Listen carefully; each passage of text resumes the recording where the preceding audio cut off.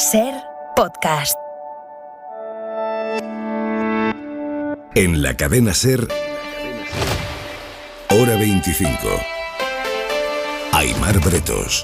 Esta noche con Jesús Maraña, director editorial de Infolibre. Jesús, ¿cómo estás? Hola, buenas noches, Aimar. Carlos Cue, corresponsal político del País. Cue, muy buenas noches. Hola, buenas noches. Y Lucía Méndez, periodista del Mundo. Lucía, muy buenas noches. Hola, buenas noches. Hora 25, el día en 2 minutos. Marina Fernández. El día en que el Congreso ha aprobado los terceros presupuestos del Gobierno de coalición. Sí, 187, no 156. Reforzando y superando la mayoría de investidura por 11 votos. Eso ha destacado satisfecho el presidente Pedro Sánchez. Que garantiza una estabilidad política necesaria para nuestro país a la hora de enfrentar con garantías todos estos desafíos. Lo que ha primado ha sido la victoria del entendimiento. El líder de la oposición, Feijóo, de mitin en Extremadura, los ha criticado así. Un presupuesto debe contener medidas económicas y los presupuestos de Sánchez contienen la eliminación del delito de sedición, porque lo exige Esquerra Republicana. La toma en consideración de esa reforma se vota hoy en el Congreso en voz alta, igual que la aprobación de los impuestos a las grandes fortunas, bancos y energéticas. Enseguida vamos a irnos al Congreso, en otro día marcado allí por los insultos machistas de Vox a la ministra Irene Montero. Cuando durante muchos días se está rozando un límite, pues es más fácil que alguien al final se crean con suficiente legitimidad como para pasar ese límite y para quedar en la impunidad. Son campañas de destrucción personal. Ha denunciado en Hoy por Hoy, pero Vox ha reivindicado esos insultos con más machismo, el de Sánchez del Real. Ayer le gritaron a una mujer, que no lloró, porque tiene más hombría, más valentía, más coraje, una sola de Vox, que toda la mesa del Congreso y que todos los diputados zurdos. Los socios del Gobierno como Esquerra o PNV han exigido a la mesa del Congreso que sea más dura con la ultraderecha. Todo en un jueves en el que Ucrania cumple 9 meses de guerra y encara su primer invierno bajo las bombas rusas, dirigidas ahora a dejar a la población sin luz y sin calor. El presidente Zelensky ha pedido a la ONU que persiga esos ataques como crímenes de lesa humanidad. Y en la contra de Hora 25... Manuel Javois, buenas noches. ¿Qué tal, Aimar? Buenas noches. Hoy hemos conocido un informe sobre jóvenes y violencia machista que, aunque deja datos bastante esperanzadores, como que más de un 40% de los chavales no se identifica ya con los roles de género tradicionales, el ser hombres de verdad, el no llorar en público, por ejemplo, aunque nos deja algún destello, también demuestra que todavía 1 de cada 10 chavales, por ejemplo, cree que la violencia machista no existe y que algunas agresiones están justificadas, Javois. Para que luego digan que los jóvenes españoles no son aficionados a la política, viendo estos resultados, cualquiera diría que hay algunos de ellos que no solo ven las sesiones en el Congreso, sino que también tienen por orden obedecer a su partido, Vox, para ver aquello que Vox quiere que vean, porque la violencia de género será un invento ideológico, como se dice en esa encuesta, pero es imposible que entre ese 11,7% de jóvenes que lo cree, no haya quien la esté sufriendo ahora mismo, porque solo perfiles específicos de mujeres pueden llegar a ser víctimas de esa violencia, pero es imposible que entre el 13,9% que cree esa mentira no haya perfiles de mujeres que jamás puedan ser víctimas y sin embargo lo son.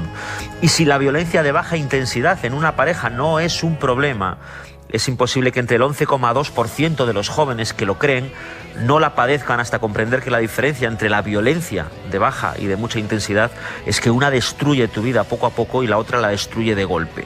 Así que cuanto antes abren los ojos, antes podrán evitar las agresiones unas y las cárceles otros. Un beso, Javois, hasta mañana. Un bico, chao.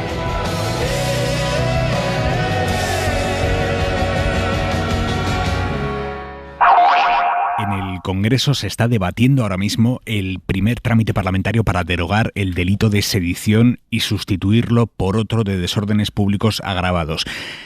Termina así, termine cuando termine. Esto se va a ir hasta la medianoche probablemente, pero va a terminar en ese momento una larguísima jornada parlamentaria en la que se han aprobado los presupuestos, se han votado, se están tramitando, por tanto, los impuestos específicos para la banca, para las energéticas, para las grandes fortunas y ahora, como digo, se va a votar la sustitución del delito de sedición por uno de desórdenes públicos agravados.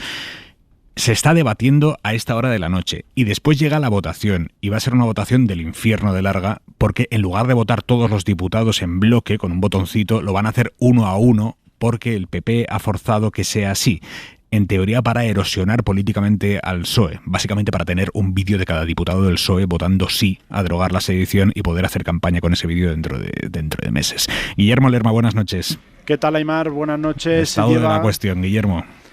Sí, pues llevamos unas 15 minutos de debate y ha empezado el PSOE a defender la propuesta y disparando sin ambajes contra el Partido Popular por esa reforma del Código Penal. Y miren, 5 años han pasado ya desde 2017, 5 años, y ha habido muchos cambios, pero ¿saben lo que permanece inalterable, señorías del PP? Su irrelevancia política en Cataluña. Paco Aranda, que ha presumido de pertenecer al partido más votado en las últimas elecciones en Cataluña, dice que la propuesta es fruto de la voluntad mayoritaria de la Cámara y frente a la derecha, que trata de vincularla a la negociación de los presupuestos, el PSOE no se sale del guión, asegura que se trata de adaptar la ley al derecho europeo. Yo creo que el objeto de la jauría política lanzada contra el Gobierno, que el fin último de este ejercicio de piromanía política por parte de la derecha y la ultraderecha parlamentaria no es la reforma de la sedición, no. El objetivo es única y exclusivamente la existencia misma del Gobierno. Su legitimidad, que ustedes niegan. La parte más dura del debate, Aimar, se espera cuando llegue el turno de intervención de las derechas. El PP ha pedido el voto por llamamiento 1 a 1. Los 350 diputados tendrán que levantarse y decir a viva voz si apoyan o no la reforma. Quiere el Partido Popular, el partido de Feijóo, llevar a la Cámara esa campaña de señalamiento que ha empezado en redes y que hoy el PP ha llevado también a una serie de mítines por los distintos territorios socialistas. Está en este momento defendiendo la propuesta también el portavoz de En Comú Podem, Jaume Asens, que acaba de terminar su intervención. Ahora es el turno del resto de grupos parlamentarios. Sobrevuela este debate, Aimar, también la posibilidad de que a esta reforma se añada el cambio en el delito de malversación, que se ha enfriado también en los últimos días. Sube ya el Partido Popular. La diputada, la portavoz, va a ser quien defienda la posición del PP, Cuca Gamarra, que baja desde su escaño y sube en este momento a la tribuna para defender el posicionamiento del Partido Popular. Aimar, se espera un debate largo y bastante encendido, sobre todo a partir de esta intervención. ¿Cómo de largo, Guillermo? ¿Hay previsión horaria? Nos dicen que hasta las 11:30 no va a empezar la votación, son 45 minutos por parte de cada votación por llamamiento, así que hay diputados y algún ministro que nos decía que hasta la 1 de la madrugada vamos a estar hoy aquí en el Congreso. Están ahora mismo arrepintiéndose los grupos que han forzado que tanto esta como la votación de los impuestos sea nominal y no en bloque. Y también exigida por aquellos a los que Sánchez debe el Gobierno. El delito de sedición solo es un problema para quienes han sido condenados por cometerlo, que son, curiosamente, los socios parlamentarios de este Gobierno. Y es un problema también para Pedro Sánchez, porque depende de ellos. La derogación del delito de sedición no es una demanda social, sino que es un pago del Gobierno al independentismo catalán con la ley de todos y a cambio de la igualdad de los españoles ante la ley. Está sucediendo ahora mismo en el Congreso debate sobre la derogación del delito de sedición y su sustitución por desórdenes públicos agravados. Os planteo, Carlos Cue, Lucía Méndez, Jesús Maraña, ¿realmente esto tiene un coste político para el PSOE como el que pretende aplicarle el Partido Popular? Cue. Evidentemente el Partido Popular va a hacer toda la campaña las próximas semanas con esto y va a intentar desgastar al máximo al Gobierno porque cree que tiene una debilidad, sobre todo en las elecciones autonómicas, en Castilla-La Mancha, en Extremadura, y cree que le va a sacar partido. Yo creo que evidentemente en un primer momento es posible que para el Gobierno tenga un coste, pero el otro día Sánchez decía una cosa interesante el martes en el Senado. Decía, los indultos, cuando los aprobamos, no tenían la mayoría social. Yo creo que era algo que Sánchez no lo había dicho hasta ahora, lo dijo así claramente. No tenían la mayoría social los indultos, y sin embargo, 1 año y medio después, creo que la mayoría de la gente asume que los indultos fueron positivos para bajar la tensión en Cataluña y fueron una buena idea. La confianza del Gobierno, por eso lo hace a toda velocidad la sedición, la confianza del Gobierno es que quedan 6 meses para las municipales y 1 año para las generales. En todo ese tiempo será capaz de explicarle a la gente y convencer a la gente que este tipo de decisiones, que yo creo que es el argumento político más fuerte, no lo de homologarse a Europa, que, en fin, puede ser una excusa, pero el argumento político fuerte es por qué se hace la sedición, es el argumento de pacificar Cataluña. Bueno, eso es algo que el Gobierno va a tratar de exhibir y que Sánchez está reivindicando desde hace tiempo como una cuestión política que puede estar en su haber. Ahora, evidentemente, el PP va a tratar de desgastarlo al máximo. Vamos a ver quién sale, porque creo que también se intentó desgastar mucho con los indultos y creo que los indultos sorprendió a muchísima gente el poco desgaste que creo que con el tiempo tuvo el gobierno por los indultos. Lucía, ¿cómo lo ves? Empezando por esto último, bueno, coste electoral no sabemos si ha tenido los indultos. Lo cierto es que... No, en encuestas, digo. No sabemos si Andalucía es por los indultos. Claro, bueno, me refiero... Las encuestas no van por ahí. Digo, bueno. que esto de decir que los indultos no han tenido coste electoral para el PSOE es una afirmación que no es constatable, es decir, que a lo mejor, es decir, el PSOE no le han ido muy bien en las últimas elecciones y en las encuestas en las generales. Hay un hecho constatable, Lucía. Hay dos hechos que van en línea diferente. Un hecho constatable es que el PSOE ganó las elecciones en Cataluña después de los indultos, con lo cual en Cataluña, sin ninguna duda, ha sido beneficioso electoralmente, claro. Y está la duda de si en Andalucía el desgaste del PSOE fue por los indultos. Y en las encuestas a nivel nacional también. Y en las encuestas a nivel nacional de indultos, cuando se pregunta, no hay. No, digo electoral, en intención de voto. En intención de voto, es lo que no sabemos. Igual, no sabemos. Es imposible que vayamos a poder calcular nadie si esto realmente ha tenido un coste electoral o no. Pero yo tampoco diría que no ha tenido ninguno. A lo mejor ha tenido alguno. Bueno, dicho esto, a mí me parece, una forma fea e indeseable de hacer política lo que está haciendo el Partido Popular señalando a los diputados del Partido Socialista. Empiezo por esto, ¿no? Porque me parece que esta forma de hacer política basada en que un proyecto de ley que impulsa un gobierno, discutible el proyecto de ley, discutible que puedan estar o no de acuerdo con él, no es un proyecto de ley de reforma del Código Penal, sino una traición, un pecado moral, un pecado mortal en términos morales, pues resulta un poco ridículo, porque los diputados del PSOE seguramente opinan que esto es un proyecto de ley que a lo mejor les hace o no daño, pero no es nada de lo que avergonzarse moralmente. Es decir, que el Partido Popular pida votación pública y por llamamiento significa que ellos creen que hay que avergonzarse, abochornarse moralmente y que es un pecado religioso casi votar esto. Y esto es un poco, en fin, esto no me parece de verdad un debate político como Dios manda. Es decir, tú puedes estar en contra de suprimir el delito de sedición sin necesidad de decir que es un pecado mortal del que tienes que confesarte y que tienes que avergonzarte públicamente.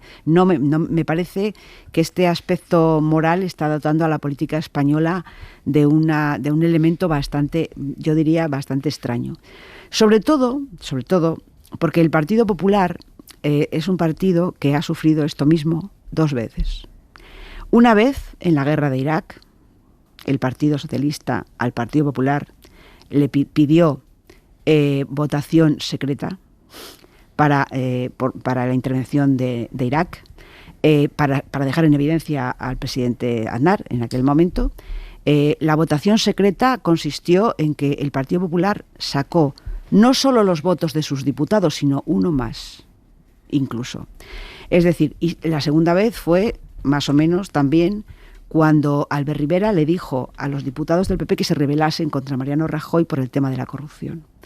Es decir, un partido que ha sufrido este señalamiento y que sabe perfectamente que los partidos son organizaciones disciplinadas, que si el líder se equivoca y no están de acuerdo, caso de la guerra de Irak, que no estaban de acuerdo los diputados del Partido Popular, no todos, van a apoyar a su presidente del gobierno y del partido, como es normal. El Partido Popular esto lo sabe. Entonces, yo no sé a qué... O sea, bueno, sí sé, claro, lo que dice Carlos, intentan desgastar con esto, ¿no? Pero a mí me parece que no... A mí personalmente no me parece que sea una forma correcta, de verdad, de hacer política. Yo creo que hay otras formas de oponerse a esto que no pasan por señalar a los diputados del PSOE como si fueran personas indeseables desde el punto de vista moral, ¿no? Jesús Maraña. Bueno, a ver, la noticia de hoy se supone que es que la votación, el apoyo a los presupuestos... Y vamos ahí ahora amplía, ¿no?, la mayoría, ¿no? Pero al hacer coincidir estas votaciones, y por lo que ya han explicado Carlos y Lucía, yo creo que se distorsiona un poco el mensaje principal y lo que es la realidad de la estabilidad del gobierno, la situación política, el tablero, etcétera. Lo de la sedición, me parece que el PP efectivamente está utilizando esto como lo ha utilizado siempre, lo que es Cataluña como motor de apoyo electoral fuera de Cataluña. Y me parece que no es menor, y en eso discrepo un poco de mi compañero Carlos, el argumento que tiene la reforma de la sedición respecto a la homologación con Europa. Porque, por ejemplo, no lo tiene la malversación, y sobre lo que se habla de malversación, y va a ser más difícil argumentar eso, ¿no? Sin embargo, lo de la sedición, me parece que hay argumentos sólidos para afrontar esa reforma. Y cuando hay argumentos sólidos, si se explica bien, la gente lo entiende, y me parece que caer en el electoralismo puro, en el populismo de este señalamiento individual y personal a los diputados del Partido Socialista, etcétera, me parece que tiene exclusivamente esa justificación de intención electoralista, pero me parece que es contraproducente, porque creo que hay una mayoría de edad en el Parlamento y fuera del Parlamento, y la gente distingue lo que son argumentos al final, de lo que son actitudes y posiciones impostadas para sacar rendimiento inmediato, ¿no? Bueno, más allá de la sedición, que es lo inmediato, efectivamente, lo que está sucediendo ahora mismo en el Congreso y que nos llevará y traerá a la Cámara Baja durante todo lo que queda de hora 25, hoy la noticia política es la aprobación de los presupuestos en el Congreso, terceros presupuestos de Sánchez aprobados y además con una mayoría parlamentaria bastante desahogada. En 2018 el PNV le aprobó los presupuestos a Rajoy, lo que le tumbó es la legislatura una semana después apoyando la moción de censura. En 2019 Sánchez no pudo aprobar los presupuestos porque Esquerra le metió un descabello que el PSOE aprovechó para reforzarse con un adelanto electoral, y desde entonces, algunas veces sudando más, otras veces sudando menos, el gobierno de Sánchez ha aprobado ya 3 presupuestos consecutivos, que es algo que no pasaba desde que Rajoy tenía mayoría absoluta. Sánchez está muy lejos de tener mayoría absoluta, pero sí tiene una mayoría parlamentaria, por lo que estamos viendo y se ha confirmado hoy, que funciona con cierta previsibilidad, que es lo mejor que se le puede pedir a una mayoría parlamentaria cuando no es absoluta. Cierta previsibilidad. Terceros presupuestos aprobados en el Congreso con una mayoría, como decimos, David Junquera, buenas noches, holgada. Buenas noches, Aimar. Poquito sudor hoy. ¿Cuántas veces hemos contado que el gobierno, que la coalición se agrietaba, que estaba a punto de romperse? Pues bien, hoy otra paletada de argamasa y no una cualquiera. Queda aprobado el proyecto de ley de presupuestos generales del Estado para el año 2023. 3 terceros presupuestos al zurrón y encima sin apuros, sin sudores, sin cuentas de la vieja de última hora. En Moncloa han ido más sobrados que en el pasado y a Sánchez se le ha notado en el patio con la votación y el abrazo con su ministra de Hacienda reciente. Esto era lo que decía. Lo que ha primado ha sido la victoria del entendimiento, la victoria del entendimiento entre dispares, entre distantes. Pero al final no es una victoria frente a nadie, sino una victoria frente a los desafíos que tiene por delante la sociedad española. Dice el presidente que no es una victoria frente a nadie, pero la derecha no lo interpreta de forma tan benévola. Creemos sinceramente que van a ser una hipoteca para los españoles, una oportunidad perdida, cambiando y modificando el Código Penal o los movimientos con la Guardia Civil de Tráfico. Era Elvira Rodríguez del PP. Desde formaciones como Esquerra o Bildu, eso de la oportunidad perdida como que no lo ven. Esto es lo que hace Esquerra Republicana a cambio de sus votos. También queremos, y eso es lo que hacemos, militar en la utilidad. Debe ser muy duro ver cómo los de Bildu conseguimos el tope a los alquileres, mientras ustedes no consiguen nada. Otra cosa que van a conseguir los grupos de izquierda son los impuestos a grandes fortunas, beneficios extraordinarios de banca, eléctricas. Precisamente esa tripleta de tributos fue lo que terminó de fraguar el acuerdo de presupuestos. Unidas Podemos obtiene una de sus reivindicaciones clásicas, aunque quiere más. Chema Guijarro. Estoy pensando, por ejemplo, en el sector de la construcción, algunas de cuyas grandes corporaciones están haciendo caja como si no hubiera un mañana a costa de los españoles y las españolas. Pienso también en las farmacéuticas. La izquierda cree que el debate se reduce a tomar una decisión sencilla. Si están con la gente corriente, con la gente que madruga, o si están con la gente que calienta su culo en los consejos de administración.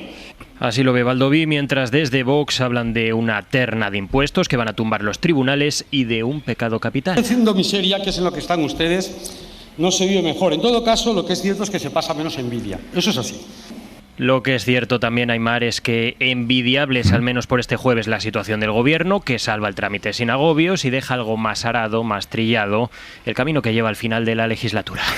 Junquera, gracias, buenas noches. Buenas noches. Era difícil de prever, Jesús, hace 3 años que el gobierno fuera a llegar a esta recta final de la legislatura con esta mayoría parlamentaria tan sumamente estable? Sí, no era fácil de prever, sino todo lo contrario, ¿no? Primero porque no había experiencia ninguna de gobierno de coalición a nivel estatal, ¿no? Y segundo porque hay que recordar que desde el primer minuto la oposición convirtió en eje de su política de oposición, primero, la deslegitimación de ese gobierno a raíz de la moción de censura, luego cuando se refrendó en las urnas y hubo ese pacto, que es cuando se formó el gobierno de coalición, se reiteró esa ilegitimidad, más allá de la moción de censura, y por último ha sido constante el desgaste por las, yo creo que indisimuladas muy a menudo, diferencias, fracturas, confrontaciones dentro del gobierno.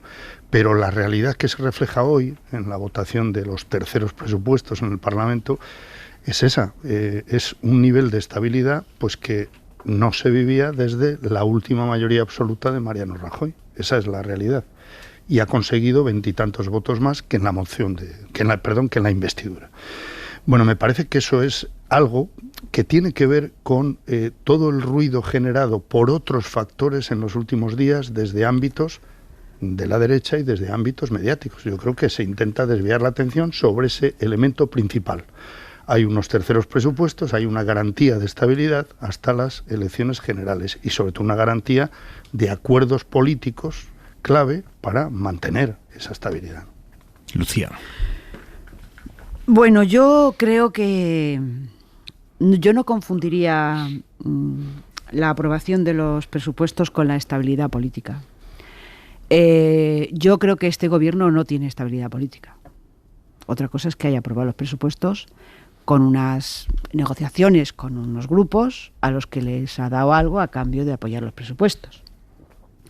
Como se pactan todos los presupuestos por toda supuesto, la historia parlamentaria. Por supuesto, naturalmente que sí, pero eso es por supuesto totalmente normal en política, pero eso también puede tener un coste político, es decir, no todo el mundo, no todos los votantes del PSOE a lo mejor coinciden en que los aliados, en que pactar los presupuestos con esos grupos parlamentarios sea lo más positivo para el Partido Socialista, a eso me refiero. Es decir, que se puede discrepar políticamente sin necesidad de deslegitimar nada. Es decir, yo creo que este gobierno es un gobierno, de verdad, cuando dicen lo del ruido, es que el ruido existe, es que el ruido es un concepto político que a este gobierno le encanta, está todo el día haciendo ruido. Y sí, en serio, yo sí. Diría que no solo bueno, el gobierno, ya, pero eso, hay ruidos que vienen atizados desde el otro lado, ¿no? Si hablamos de la oposición, de momento estamos hablando de que hoy el optimismo, yo lo que digo es que este triunfalismo no me parece que esté demasiado justificado, ¿vale? Que una cosa es que haya aprobado los presupuestos y se garantice la legislatura, que prácticamente está garantizada, y si no los hubiera aprobado, hubiera seguido gobernando porque habría podido prorrogarlos, es decir, que bueno, vale, en fin, no es que yo quiera aguarles un poquito la fiesta, pero la verdad, tampoco me parece que sea como para exhibir como un éxito total. Yo, si me permite, Lucía, un inciso, le doy la vuelta al argumento. Es decir, estoy de acuerdo en que los presupuestos no garantizan que haya estabilidad política mes por mes en lo que queda legislatura. Ni día por pero día. Si no hubiera presupuestos, estaría garantizada la inestabilidad. Bien, de acuerdo, pero es que estamos en un año electoral. Claro, pero yo lo que digo es que este gobierno no es un gobierno que tenga estabilidad política. Y vuelvo a repetir aquí que en la crisis que se ha vivido por la ley de solo sí es sí, que es una crisis y un escándalo profundo, que los insultos de Vox a Irene Montero completamente condenables no van a tapar, porque no pueden tapar, porque alguien tiene que asumir las responsabilidades políticas de eso tarde o temprano, es un hecho, es un hecho.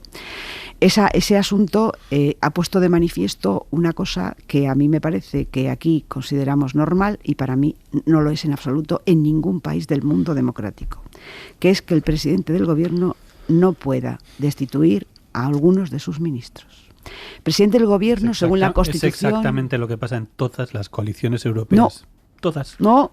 Los ministros del grupo minoritario de la coalición, ¿tú crees que Olaf Scholz puede destituir a la ministra de Defensa, por ejemplo? No lo sé, ¿lo crees? pero yo no... ¿Crees que Olaf Scholz mañana, por lo que sea, puede decidir, ahora los ministros de los verdes, en vez de los 4 que me han dicho los verdes, son los que yo digo, no, Lucía, claro que no funcionan así las coaliciones? ¿Pero cómo que no funcionan así, no Carlos? Funcionan así las coaliciones, las coaliciones son una negociación. Pero vamos a ver, Carlos. Es que los gobiernos el presidente del gobierno, constitucionalmente, tiene... Y luego hay una negociación política, donde se negocian quiénes son los ministros de cada grupo. Es que no puede ser que el presidente del gobierno resigne esa responsabilidad. No te gusta, pero es así como funcionan todas las coaliciones en Europa. Que no insistas, Carlos, que no es así como funcionan las coaliciones en Europa. Dime una que no. Porque no se habrá dado el caso, a lo mejor, de que en Alemania haya habido un escándalo parecido de este. Esta es la cuestión. La cuestión es que funciona así. Se habla con el jefe de la coalición cuando hay un escándalo, que los ha habido en muchísimas partes. ¿Quién es el jefe de la coalición ahora de Unidas Podemos, Carlos? Bueno, ese es otro problema que puedo estar de acuerdo contigo. Bien, tienen un problema interno. Es que esto afecta a la coalición, es que esto afecta al gobierno. Pero esta idea de que es que es tremendo que el presidente no pueda nombrar ni destituir lo que pasa en toda la coalición. Tremendo, no. Pues no te gustan las coaliciones. ¿Quién es el jefe de la coalición? Respetable, pero es lo que pasa en media Europa. ¿Quién es Yolanda Díaz? Vamos a hablar de los problemas internos sin ninguna duda. Bueno, pero es que esto afecta al gobierno, Carlos. Es que hablamos como si esto no afectara al gobierno. Lucía, claro que lo afecta, claro que lo afecta. Yo estoy de acuerdo, pero estamos hablando de una cosa previa. Tú estás diciendo que además lo dices muchas veces. Es que no puede ser que el presidente no pueda... Estoy convencida de eso. Porque no te gustan las coaliciones. Que no es que no me gusten. Pero es que las coaliciones son así. A mí no me gustan ni me deja de gustar. Es como si yo te digo a ti que es que a ti te gustan las coaliciones. Pues no, aquí nos limitamos a analizar, ni nos gusta ni no nos gusta. Yo creo que eso no es, en mi opinión, eso no es sostenible, pero bueno, en fin. Ahora, yo una cosa que Lucía decía es una cosa muy interesante, lo de la estabilidad política. Yo estoy contigo de acuerdo en que que yo sí creo que es estabilidad política, no le garantiza en absoluto que no se vaya a meter un batacazo electoral descomunal, porque Mariano Rajoy tenía una estabilidad política con la mayoría absoluta y en 2015 estuvo a punto de irse a su casa. Nada le garantiza a este gobierno, pero estabilidad política es, por lo menos lo que, en fin, el concepto de estabilidad política clásico es que tú vas al Parlamento y consigues aprobar lo que quieres. Eso es la estabilidad política. La inestabilidad política se genera cuando empiezas a perder votaciones en el Parlamento y unos socios se te van y hay crisis de la coalición y se rompe la coalición y entonces te genera una inestabilidad, que es lo que pasa en las coaliciones europeas constantemente, en Italia, que es el gran ejemplo de inestabilidad política, que es que un socio de coalición se va de la coalición, hacen una moción de confianza, que eso es la inestabilidad, una moción de confianza en el Parlamento y la pierdes, o como le pasa a Boris Johnson, que de repente tus propios diputados te empiezan a generar una tensión. Eso es la inestabilidad política en la mayoría de los países europeos. No hablemos de tensión en este gobierno. Tensión hay toda, ¿no? Por eso digo lo cual no le garantiza que no se vaya a meter un batacazo. Tensión toda, pero estabilidad política que apruebas 3 presupuestos, 150 leyes y la mayoría de las cosas que necesitas hacer porque un gobierno necesita, por suerte, el parlamentarismo necesita un montón de cosas en el Parlamento, cada semana las sacas. Eso no te garantiza nada. Efectivamente puede que a la gente no le guste lo del gobierno y lo echen, pero eso es un valor en sí que lleva 3 años y yo desde luego, como Jesús, creo que el día que tú estabas ahí conmigo, el día que tuvo la investidura Pedro Sánchez por 2 votos, con el de Teruel Existe, que lo tuvieron una semana encerrado con la policía protegiéndole, porque si cambiaba el voto de Teruel Existe, Pedro Sánchez no salía. Una semana tampoco fue, ¿no? Varios días. Fue un par de días. No, pero pobre hombre como en Supervivientes. Perdón, no, si no recuerdo mal, una semana se fue a su casa de la playa para esconderse de Teruel y los últimos 2 días en Madrid lo metieron en un hotel, corrijo, pero digo que estaba bastante aislado por si acaso. Quiero decir que si cambiaba el voto de Teruel Existe no había investidura. Cuando pasó eso, Lucía, ni tú, ni Jesús, ni yo, ni aquí, nadie de la mesa podíamos decir, no, va a ser una legislatura en la que se va... Bueno, no podíamos haber sospechado ni eso, ni que iba a sacar 3 presupuestos. Ni nada de lo que ha pasado en esta legislatura. Iba a sacar 3 presupuestos. Yo sí coincido en que creo que las coaliciones se distinguen por acordar contenidos y luego repartir la responsabilidad de los cargos, de los nombramientos, cada cual lo suyo. Suele ocurrir así. Y de hecho, yo supongo que Mañueco no estará muy satisfecho con su vicepresidente. Pero ¿seguro? No puede cambiarlo. Dalo por hecho.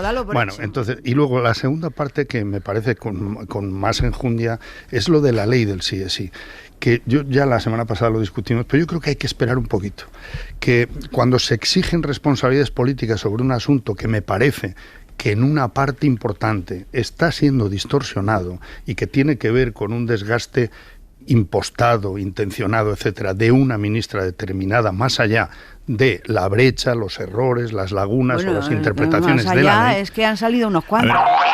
El Partido Popular está haciendo ahora mismo una buena porrosalda argumental mezclando ahí la ley del solo es sí con el debate sobre la reforma del delito de sedición. ¿Qué está pasando exactamente a esta hora en el Congreso? 21:41 en Canarias. Guillermo Lerma. Pues están encarando, Aymar, los grupos el debate con las formas de los grandes cara a cara. Los populares han querido que sea su portavoz la que suba a la tribuna. Los socialistas han vuelto a pedir un segundo turno de réplica para contestarle y ahora también por segunda vez ha subido el presidente del Grupo Confederal de Unidas Podemos, Jaume Asens. La intervención de Gamarra ha servido para subir el clima. Ha reprochado que la reforma del Código Penal ni busca armonizar esa ley ni democratizarla, sino indultar. Ha defendido a los líderes del procés que, según la también secretaria general, van a tener mejor suerte, ha dicho literalmente, que los condenados por agresión sexual. Para estos sí que han estado ustedes muy ilustrados en la aplicación retroactiva de la ley penal, porque es el único efecto que ustedes pretenden. Las mujeres víctimas de violencia de género no han tenido tanta suerte. Sus agresores, otros delincuentes, sin embargo, sí. Pero en esta derogación, el derecho penal de autor tiene una dimensión de mayor alcance. Ha tenido la presidenta que pedir varias veces silencio, volver a interrumpir el pleno, una tónica habitual durante las 3 jornadas de debate presupuestarios. Por cierto, Aymar, que por ahora la única que ha pronunciado la palabra malversación ha sido la portavoz del PP, Cuca Gamarra. No lo ha hecho ni Asens ni Paco Aranda, el diputado socialista. Poco antes le habían preguntado al presidente del gobierno si sigue abierta o no esa puerta a la reforma del delito de malversación, y lo que ha dicho Sánchez es lo que viene diciendo el gobierno en las últimas 2 semanas, que es que hay que esperar al trámite parlamentario. Por lo tanto, ni abren ni cierran la puerta, la dejan como está, a la espera del trámite parlamentario, a la espera de lo que decida hacer finalmente Esquerra. Bueno, escuchábamos ahora cómo el PP mezclaba la reforma de la sedición con el delito, con la ley del solo sí es sí. Ha sido una jornada muy intensa, está siendo, en el Congreso, que ya venía caliente de ayer, en un día muy complicado tras los ataques machistas de Vox a Irene Montero. Esta mañana en Hoy por Hoy, con Ángeles Barceló, la ministra de Igualdad ha vuelto a denunciar violencia política contra ella. Dice que para que Vox haya cruzado ese límite, otros lo habían rozado antes. Durante muchos días antes había otras muchas personas que lo estaban rozando, y cuando durante muchos días se está rozando un límite, pues es más fácil que alguien al final se crean con suficiente legitimidad como para pasar ese límite y para quedar en la impunidad. Son campañas de destrucción personal para que, sobre todo, a las feministas y a las demócratas no nos merezca la pena hacer política y para deslegitimar socialmente la lucha feminista. No se puede ser equidistante entre quienes ejercen la violencia política y quienes la reciben. Y lejos de rectificar, Vox lo que ha hecho ha sido sacar pecho por los insultos de ayer. Se han burlado de Montero por haberse emocionado cuando la bancada de la izquierda le aplaudía, y han presumido de que su diputada, Carla Toscano, la diputada de Vox que insultó a la ministra, sí tiene hombría. Esto es lo que ha dicho Vox de su diputada, que tiene hombría. Esto es lo mejor que dicen de ella, que tiene hombría. Sara Selva, buenas noches. ¿Qué tal, Aymar? Buenas noches. Será un día importante hoy en el Congreso, uno de los debates más relevantes del año, pero desde primera hora de la mañana el foco ha estado en los ataques machistas que recibió ayer Irene Montero. Parece obligatorio, después de todo lo que hemos visto, empezar condenando los infames ataques machistas. De eso iban las intervenciones en la tribuna y los mensajes en los pasillos. Algunos han cruzado todas las líneas de la decencia. Fue hacer todo lo posible porque esto parezca... Una tasca de mala muerte se ha convertido esto. Pues un gallinero, un patio de un colegio. Y la condena ha sido prácticamente unánime. Todas las compañeras que nos sentamos en estos escaños somos un triunfo de la democracia. Lo que decimos o no decimos no está en función de con quién nos acostemos. Desde aquí, Irene, todo nuestro apoyo. Permíteme que manifieste Hay mi escándalo consenso entre los grupos en que lo que ha hecho Vox ha traspasado todas las líneas rojas, lo piensa también el Partido Popular. Hay muchísimas razones para que a día de hoy fuera la exministra Montero. Pero dicho esto, evidentemente yo creo que los españoles lo que merecen es que el respeto también entre los adversarios políticos esté presente. Eso decía Cuca Gamarra. Irene Montero agradece el apoyo, pero a la vez advierte: si esto ha pasado es porque otros antes lo han consentido. Quiero lanzar un mensaje claro. Si ayer se pudo pasar el límite es porque esta diputada de la extrema derecha creyó que podía saltarse ese límite con impunidad. Las mismas declaraciones que hizo la señora Carla Toscano ayer las ha hecho muchas veces Ayuso y otros dirigentes del Partido Popular. Mientras Vox Vox no rectifica, no se retracta, todo lo contrario, presume. Ayer le gritaron a una mujer que no lloró, porque tiene más hombría, más valentía, más coraje, una sola de Vox, que toda la mesa del Congreso y que todos los diputados Esto ha zurdos. dicho hoy el diputado Víctor Sánchez del Real entre gritos y aspavientos mientras Carla Toscano sonreía desde su escaño. Ha habido también mensajes al PP. Lo escuchó perfectamente doña Cuca. ¡Ay de los tibios! Conocemos vuestras obras. Ojalá fuerais fríos, ojalá fueras calientes. Vox Aimar ha protagonizado el debate de los presupuestos, pero ha renunciado a su labor parlamentaria, no ha presentado enmiendas y no ha participado en el 90% de las votaciones. Y entre los grupos hay quienes piensan que esto es incumplir con su deber en el Congreso. A raíz de la línea que cruzó ayer Vox claramente con sus ataques machistas a la ministra, hoy se ha producido, no solo en el hemiciclo como escuchábamos, sino también en los pasillos y en la sala de prensa del Congreso, un intenso debate sobre hasta qué punto se puede seguir tolerando que el Congreso se haya convertido en un pozo de lodo dialéctico y qué papel tiene que jugar la mesa del Congreso para evitarlo, Sara. Sí, lo que ha pasado ha generado debate. Unidas Podemos ha tomado la iniciativa y está hablando con los grupos para preparar un escrito. La idea es pedir que la mesa actúe con más contundencia ante este tipo de insultos y esto mismo lo han verbalizado hoy desde distintos partidos, desde Esquerra, desde el PNV o desde Compromís. Insto a la mesa a que se haga valer. Quien lo tiene que cortar es la presidencia, y la presidencia no con llamamientos a hoy vamos a portarnos bien, chicos y chicas.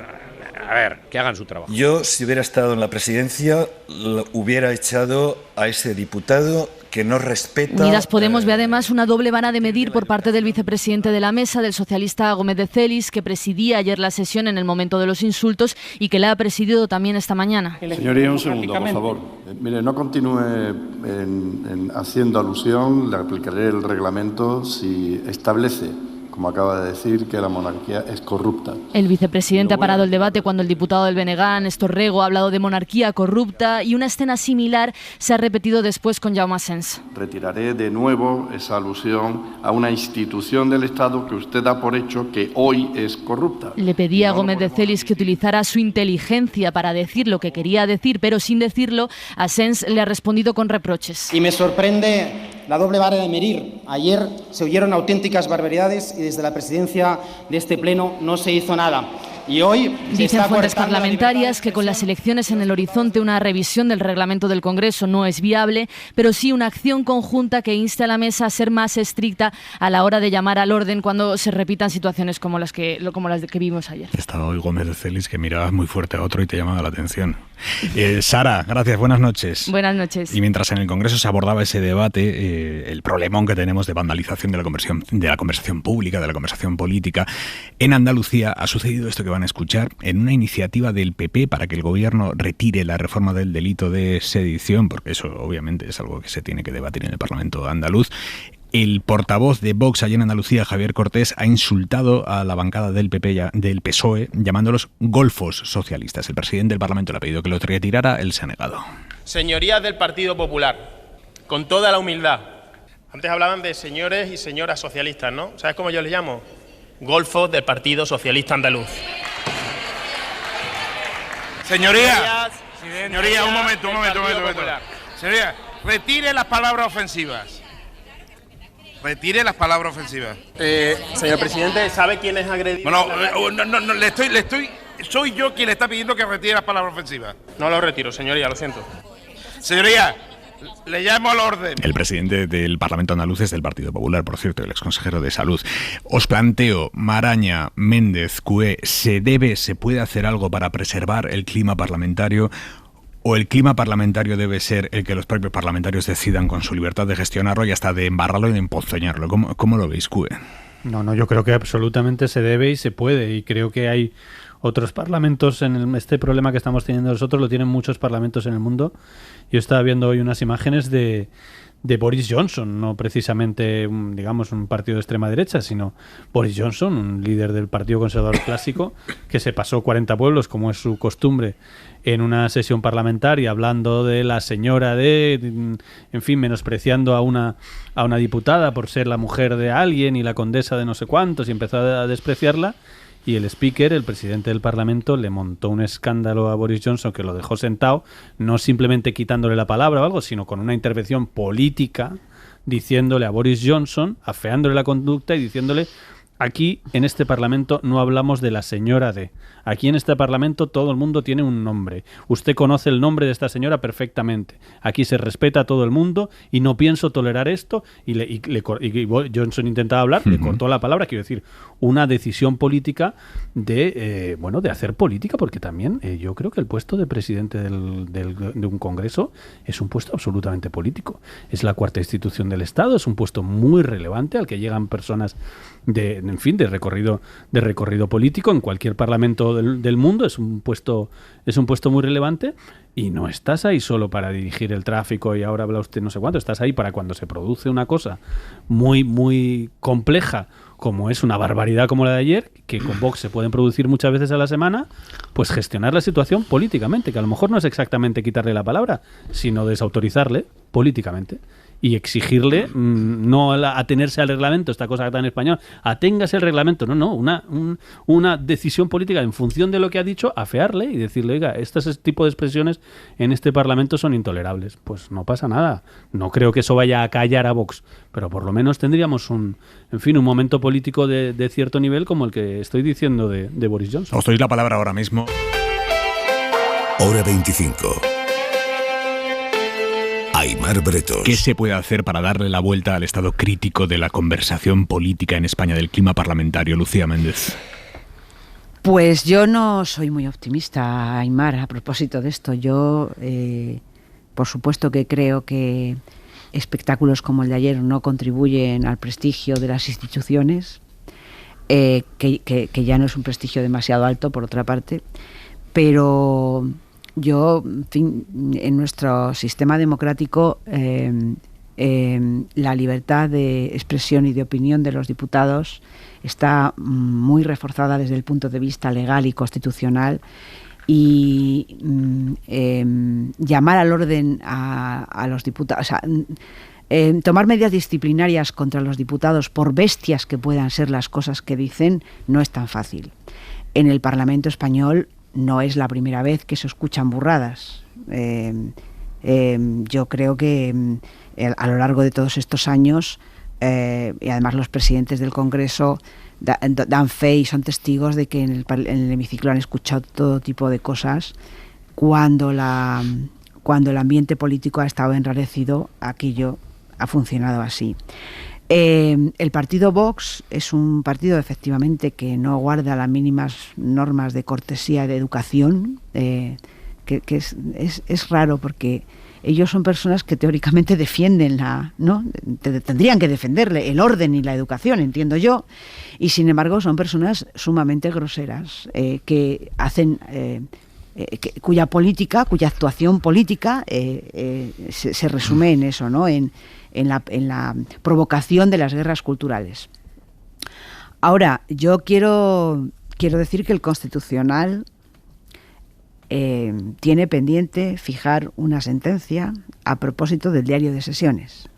La diputada Cayetana Álvarez de Toledo, cuando tuvo ese rifirrafe que Pablo Iglesias la llamó marquesa, en fin, pues, sus orígenes, ironizó sobre sus orígenes aristocráticos, y ella le dijo que era hijo de un terrorista, la presidenta ordenó quitar esas palabras del diario de sesiones. Y la diputada Cayetana Álvarez de Toledo ha recurrido al Constitucional para que vuelvan a figurar el diario de sesiones esas palabras. Bueno, ahí tendremos tendremos una pista, ¿no? De hasta qué punto las palabras pueden retirarse del diario de sesiones, o el presidente puede tomar medidas contra expresiones que nos puede parecer una burrada, pero es que esto es así. Es decir, por eso digo que es difícil. Dicho lo cual, yo creo que ayer no estaba la presidenta. Presidía la sesión el vicepresidente, que obviamente no tiene la misma, digamos, legitimidad, que en fin, le toca presidir, pero bueno, yo entiendo que es difícil. La presidenta, por supuesto, y los presidentes de las comisiones muchas veces lo hacen, tienen capacidad para reconvenir. Otra cosa es para sancionar. o para retirar las palabras del diario de sesiones. Pues es que yo creo que es mucho más útil, porque lo del diario de sesiones, de verdad, creo que es una cosa ya un poco antigua, con perdón. Este debate sobre... Bueno, no es antiguo, porque el diario de sesiones... No, digo, en el mundo... Es No, está bien, sigue siendo válido, ¿no? Y además lo del Constitucional, muy interesante, lo voy a seguir. Pero en el mundo mediático en el que nos movemos, quiero decir, el conseguir que se retire, como ayer dijo, no lo retiro, dijo ayer la ministra. En fin, aquí sabemos que lo que hay es que las palabras se han pronunciado, han salido en las televisiones, han salido en las radios y por tanto existen.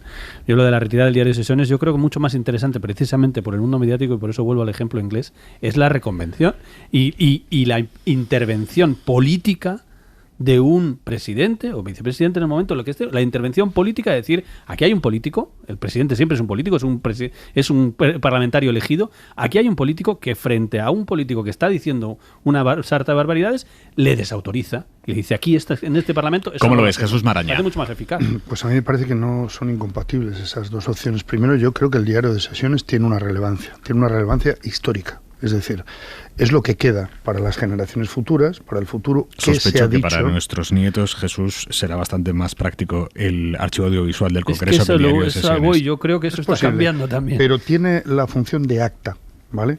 Y a mí no me parece menor, y creo de hecho que ayer la ministra de Igualdad, Irene Montero, tuvo reflejos al decir, no, quiero que conste, para que quede claro quién ha dicho qué, ¿no? Me parece que es importante desde la tribuna del Congreso que eso quede claro. A veces hacen una labor ímproba las taquígrafas, las linotipistas, para reflejar exactamente lo que está pasando, ¿no?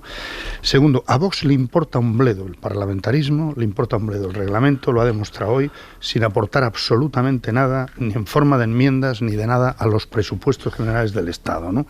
Lo que le importa es el ruido, es el discurso que desvíe la atención a lo que en la guerra cultural esta que citaba Lucía, le interesa poner los focos. Por eso es tan importante, y por eso decía que no es incompatible lo que apunta Carlos, y yo coincido, la labor política de quien ordena las sesiones, que no puede sancionar, pero sí puede expulsar de esa sesión y puede avergonzar a quien ha dicho lo que ha dicho. Hora 25, con Aimar Bretos. Donald Trump, es noticia esta noche, Donald Trump, que la semana pasada anunció que se va a presentar a la reelección, se enfrenta a un problema judicial grave. Además de la investigación por el asalto al Capitolio, además del registro de su mansión en Florida para llevarse documentos confidenciales, además de la causa abierta sobre sus empresas, a toda esta madeja judicial se acaba de sumar una denuncia por violación, no por acoso sexual, sino por violación. Corresponsal en Washington, Sara Canals, buenas noches. ¿Qué tal, Aimar? Buenas noches. Es una periodista que ha denunciado en un tribunal de Nueva York, aprovechando que el Estado ha abierto un periodo especial para que se denuncien agresiones sexuales prescritas. Esta periodista denuncia que Trump la violó hace 27 años en un probador de una tienda de la Quinta Avenida.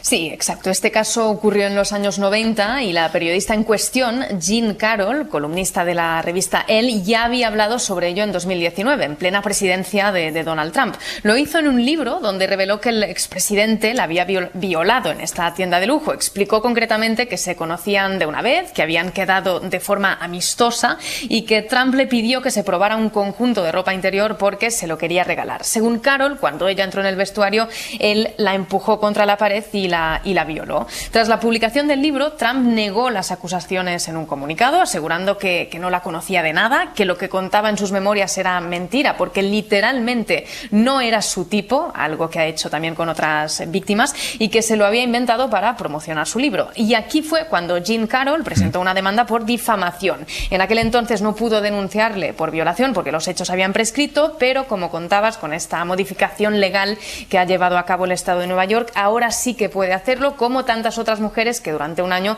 pues pueden ahora denunciar a sus agresores sin límite de prescripción. Sara Canals, corresponsal en Washington, gracias.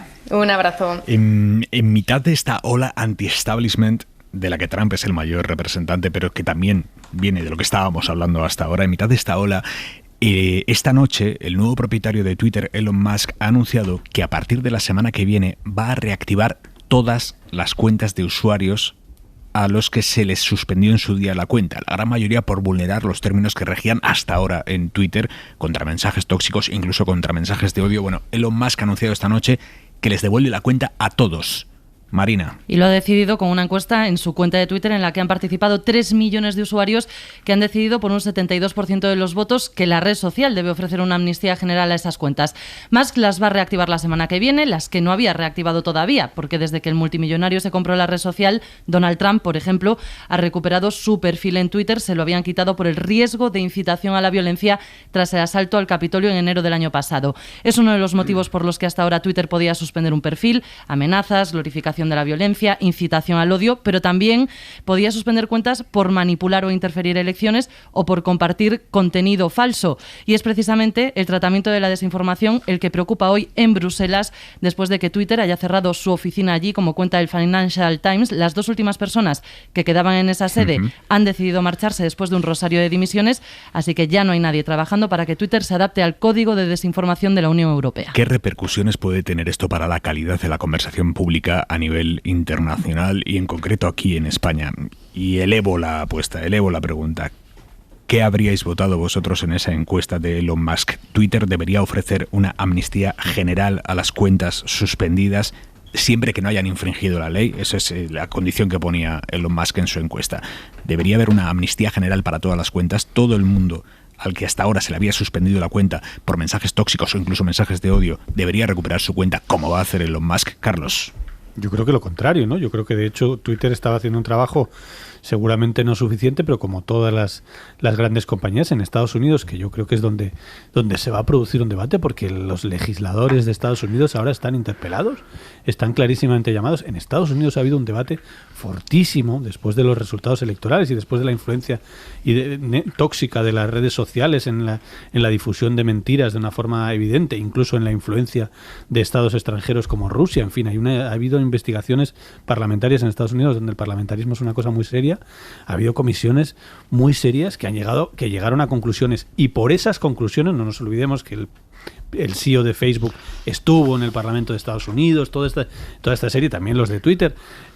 Por esas conclusiones, la gente de Twitter, la gente de Facebook, los grandes multimillonarios de propietarios de las grandes compañías de redes sociales de Estados Unidos tomaron medidas que mucha gente considera insuficientes, pero por lo menos eran medidas que han llevado a expulsar a toda esta gente. Lucía. Quiero decir, si ahora volvemos hacia atrás, los legisladores en Estados Unidos, el Parlamento en Estados Unidos, que además mantiene ahora una cierta mayoría demócrata, espero que pase algo y le diga a Elon Musk, señores, que esto ya lo hemos mirado, que no es una decisión suya, que esto es por el bien de Estados Unidos y del mundo. Bueno, si realmente fuera verdad que se tienen que suspender las cuentas por mensajes de odios, amenazas, difusión de mentiras y contenido falso, esa red tendría que estar cerrada. Hay niveles. No, perdona, niveles nada. Los que les cierran la cuenta realmente. Niveles nada. Hay un nivel Carlos, brutal para que te cierren la cuenta. Es decir, las salvajadas que se dicen en esa red social todos los días entran en estas características. Y de las que tú eres víctima, por cierto, a un nivel intolerable. Bueno, absolutamente pero vamos, a ver, que no estoy, que yo, en fin, que yo tengo por profilaxis mental, lo que hago es que yo nunca leo nada de lo que se comenta sobre mí. Por pura soberbia, además, porque no me interesa. Pero yo, de verdad lo digo, esta hipocresía de que se cierren unas y no se cierren otras, perdonadme, pero esto no lo entiendo. O que se permita desde el anonimato, desde cuentas anónimas, sin estar identificadas, todo esto que hemos... es que habéis dicho mensajes de odio, difusión de mentiras, hombre, por favor, todos los días, en todo el mundo. Entonces yo no sé lo que va a hacer este señor con esa red social. Bueno, pero muchas veces he pensado en los últimos días, ¿qué pasaría si un día todos nosotros nos levantamos, los periodistas y los políticos de este país, y de repente miramos el móvil y no existimos? ¿Qué pasaría? No sabemos lo que pasaría. No existimos en Twitter, quieres decir, porque por suerte, es que desde donde vivimos. Sí. Estamos aquí en la cadena SER. Hay que reconocerlo. A mí me gusta Twitter, pero donde vivimos es en nuestros periódicos, en la cadena SER. Sí, y nuestros periódicos viven ahí. A ver, Maraña. Yo creo que la credibilidad de este señor, de Elon Musk, es tal que, para empezar, esa encuesta que ha hecho en Twitter, a mí me gustaría saber cuántos de los que responden son bots, son cuentas falsas, son etcétera, etcétera, ¿no? Ninguna valide. Lo que se indica o representa o simboliza es el populismo con el que funciona este señor, que en eso sí va con los tiempos que nos asisten en distintos flancos, ¿no? Este señor dice él, que va a manejar Twitter a golpe de encuesta, ¿no? Bueno, pues a mí me parece que tendría mucho más rigor, mucho más crédito, etcétera, si tomara una decisión, que yo comprendo que es difícil, pero que garantizaría algunos derechos, que es exigir la responsabilidad en cada cuenta de Twitter. Es decir, que el anonimato no puede proteger ningún mensaje de odio, no digo solo ilegalidades, sino mensajes de odio, calumnias, injurias, etcétera, etcétera. Si usted no da... falsa. Claro. Oiga, porque aquí hay varias redes que lo hacen. Claro, y va a haber redes, yo creo que con el tiempo irán ganando en ese sentido adeptos entre quienes de verdad exijan o se fíen o reclamen una información fiable. Pero además yo creo por que... responsabilidad, ¿no? Entonces, si el señor Musk quiere recuperar algún tipo de credibilidad, podría dar algún paso de esos, pero no, da los que están en su propio perfil de demagogo y de populista. Pero además yo es que voy a una cosa que siempre hablamos mucho cuando se trata de estos empresarios, hablamos de la responsabilidad del empresario, lo que hace el empresario. Oiga, pero que no, que hay otro más allá, que está el Estado. Que está el Estado, y en el caso de una red mundial hay organizaciones mundiales como esta, que hay que dejar de hablar de, bueno, a ver si lo hace por buena voluntad, a ver si el empresario si el nuevo que se compra, imagínate que los más lo vende, el nuevo que se compra Twitter, a ver si el nuevo es mejor, aquí como... No, que Twitter no es una charcutería en la que Twitter tiene una responsabilidad social evidente. Me parece muy interesante. Es una cosa donde el Estado tiene que meterse y los parlamentarios se han metido. Que se abra el debate sobre esa legislación que impulsa, por ejemplo, la Comisión Europea, la Unión Europea, sobre desinformación y cómo combatir la desinformación. Es muy interesante, de verdad, y va siendo hora de que todos nos mojemos en ese sentido. Mira, para cosas interesantes, algo alucinante que hemos conocido hoy que demuestra cómo puede ser la naturaleza de alucinante en sus procesos. Un grupo de científicos ha descubierto, después de 26 años de su vida investigando, que un parásito puede estar manipulando el comportamiento de los lobos para favorecer que se contagien del propio parásito. Se lo voy a resumir muchísimo. Esta gente lleva casi 3 décadas analizando el comportamiento de los lobos del Parque Nacional de Yellowstone en Estados Unidos y se han dado cuenta de que los lobos infectados por ese parásito, que es el toxoplasma, tienen muchas más probabilidades de convertirse en líder del grupo y guiar al resto de lobos de ese grupo a una zona en la que es más fácil que se contagien de ese parásito, el toxoplasma. Miguel Clavero, buenas noches. Hola, buenas noches, Aymar. Es ecólogo, es investigador del Centro Superior de Investigaciones Científicas. Es alucinante esto. Pues sí, resulta muy sorprendente como un animal tan pequeño, un animal que no podemos, un protozoo unicelular que puede controlar el comportamiento de animales pues que nos creemos complejos, ¿no? Como nosotros o como los lobos. O sea que puede llegar a manipular al lobo para conseguir que más se contagien. Sí, el toxoplasma es en realidad un parásito que se reproduce sexualmente, tiene su ciclo principal en los felinos y luego tiene una serie de hospedadores intermedios entre los que están los lobos, pero bueno, prácticamente cualquier animal de sangre caliente puede ser hospedado intermedio del toxoplasma y genera estos cambios de comportamiento, manipula el comportamiento de los animales. Y el lobo que no se infecta acaba imitando a esos lobos más intrépidos, manipulados, digamos, que se comportan así por estar contagiados. Bueno, sí, claro que en general los animales, los hospedadores intermedios que se contagian con toxoplasma tienden a tener esos comportamientos más intrépidos, tienen menos miedo a las situaciones nuevas y son como más atrevidos en general. Y lo que pasa con los lobos, que son animales sociales, en los que las interacciones son muy complejas entre través de relaciones complejas de grupo, y el papel del líder es muy importante, así que si el líder es un animal infectado de toxoplasma que tiende a ser más intrépido, hace que el resto de los componentes del grupo se añadan o imiten ese comportamiento intrépido y se termina siendo un comportamiento de grupo. Los oyentes sobre todo las oyentes que estén esperando un bebé saben de sobra el peligro de la toxoplasmosis durante la gestación, pero ¿cómo nos puede afectar a la población general? Si yo me contagio, ¿mi comportamiento también cambiaría? Bueno, es un campo fascinante. Lo que pasa es que no se termina de saber mucho cómo funcionan humanos, porque analizar el comportamiento de los humanos es complejísimo, porque estamos condicionados por un montón de cosas, pero se empieza a saber bastante de los impactos que tiene tener una infectación por toxoplasma en humanos.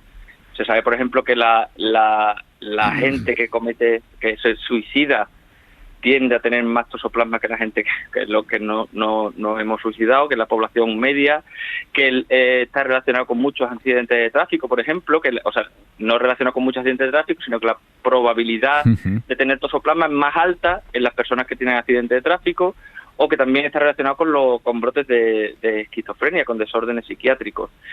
Entonces, siempre se había pensado que tener toxoplasma alojado, porque el toxoplasma es un parásito que se enquista en nuestro cerebro o en nuestros músculos, siempre se había pensado que era una infectación sin consecuencias, pero cuando se ha empezado a rascar se ve que tiene muchas consecuencias, unas consecuencias de salud pública muy serias. Fascinante esto. Los lobos de Yellowstone, uno que se contagia tiene muchísimas más probabilidades de convertirse en líder del grupo y termina arrastrando, porque él es más intrépido, y termina arrastrando al resto del grupo a una zona en la que se contagian más de toxoplasma. Es un win-win para el parásito. Miguel Clavero, gracias, buenas noches. Muchas gracias a ti. Punto y 25. Joaquín Estefanía. Acerca de los superiores morales. Los insultos machistas de la diputada ultra Carla Toscano a la ministra de Igualdad Irene Montero estaban llenos de ira y difundieron mentiras. Los llevaba escritos. La peor mentira de la extrema derecha es que la dictadura es la mejor forma de democracia. Montero reaccionó rápido y bien cuando pidió a una paralizada presidencia del Congreso que esos indultos no se borren del diario de sesiones de la institución para que los ciudadanos sepan de lo que se trata cuando se normaliza la presencia de esa extrema derecha, pactando con ella o subestimando sus palabras y esquivándolas. Algunas de las intervenciones de diputados de extrema derecha en el Parlamento recuerdan, lamentablemente, al peor pasado de nuestra historia. En ocasiones, cada vez con más frecuencia, ese pasado y el presente tienen odiosas convergencias y sus argumentos acaban en formas de violencia. Por ahora solo verbal, pero que es un modo de violencia política también agresivo. Muchas veces la extrema derecha niega vergonzantemente lo que es y atribuye sus propias características, sus responsabilidades y sus políticas iliberales a sus adversarios, a los que trata como enemigos. Ayer, Irene Montero fuimos todos. Punto y 25. Nos vamos. Por cierto, Jesús, que mañana celebráis los premios Infolibre en el Ateneo de Madrid.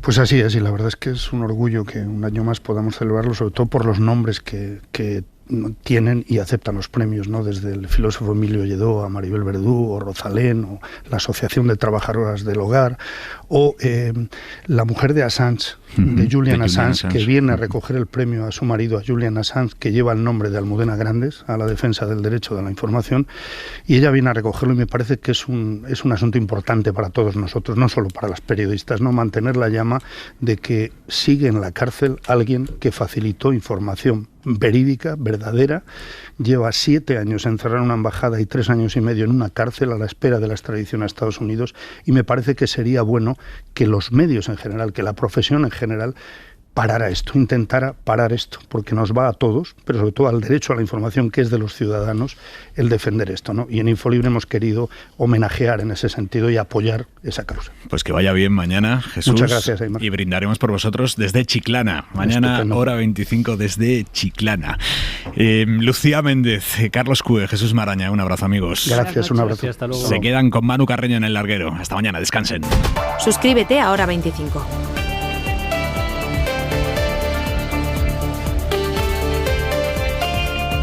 Para no perderte ningún episodio, síguenos en la aplicación o la web de la SER, Podium Podcast o tu plataforma de audio favorita.